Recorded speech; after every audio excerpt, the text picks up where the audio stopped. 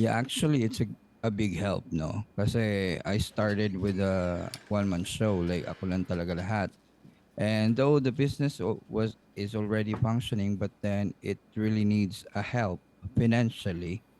And dahil doon, mas ano siya, mas tumibay talaga yung mas lumaki yung purpose ng business na to, and mas marami kami natulungan ng mga tao na magkatrabaho, and at the same time could able to get more customers around the world Mm, talaga. Mm. correct. Ganon.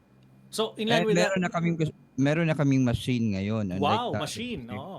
yeah, kasi dati nakikipag-print lang ako sa labas, like ganon. Nakikisuyo, parang Tapos ganon. mm, Papaprint. Yeah, mm. oh, bayaran na So lang, parang ganon. parang outside source Mm. kumbaga. Tapos ngayon meron naman kaming sariling machine, so di ko na kailangan talagang lumabas para magpa-print.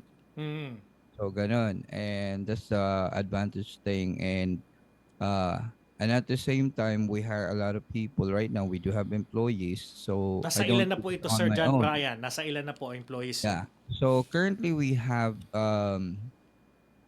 8 employees Wow. actually. Oo, na Pero tumutulong. Yes. mm. Mm. So yung 5 actually they're functioning, and yung 3 is on call kumbaga gano'n. Mm. So pag may example, may specific na trabaho lang na kailangan talaga ng manpower, so gano'n. At least we could able to help them have a job, 'di ba? Correct.